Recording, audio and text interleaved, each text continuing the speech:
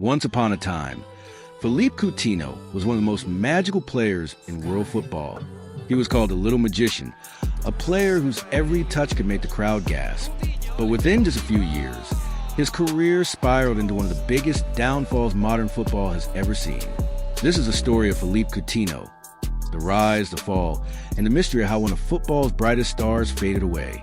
Philippe Coutinho Correa was born on June 12, 1992, in Rio de Janeiro, Brazil.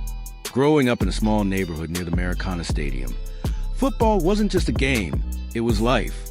He was the youngest of three brothers and often played futsal on the streets, developing that quick touch and tight control that would later define his style. At just 6 years old, his talent was already obvious.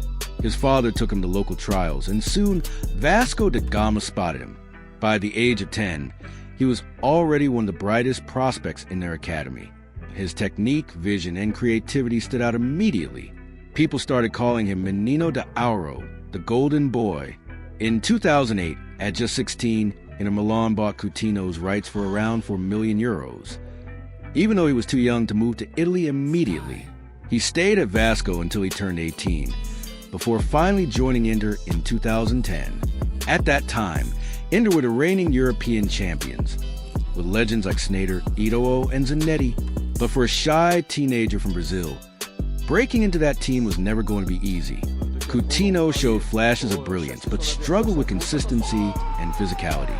He had moments, like a beautiful free-kick goal in the Europa League, but never quite established himself. By 2012, he was loaned out to Espanyol in Spain, and that's where the magic began to reappear.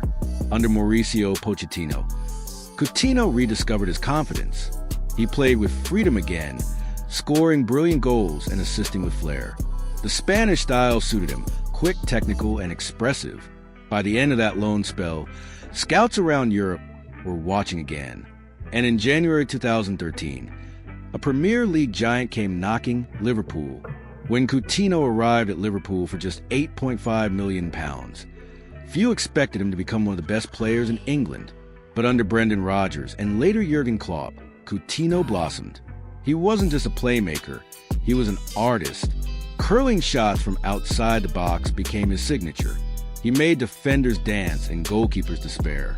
From 2013 to 2018, Coutinho created countless unforgettable moments.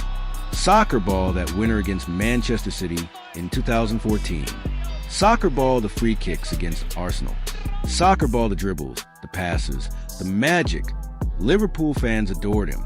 He became the heart of Klopp's new project, the Brazilian magician in red.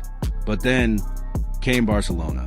In January 2018, Barcelona paid a staggering €160 million to sign Philippe Coutinho, the second most expensive transfer in football history at the time.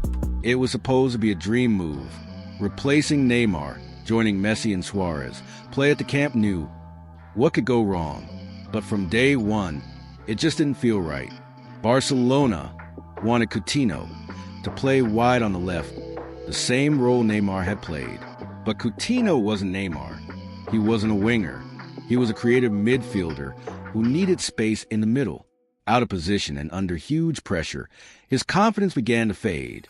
The magic that once came so naturally was gone. The more he struggled, the louder the criticism became. Fans started booing him. The media called him a flop. Even his body language changed. No more smiles, no more confidence. Barcelona had paid a record fee, but they didn't know how to use him.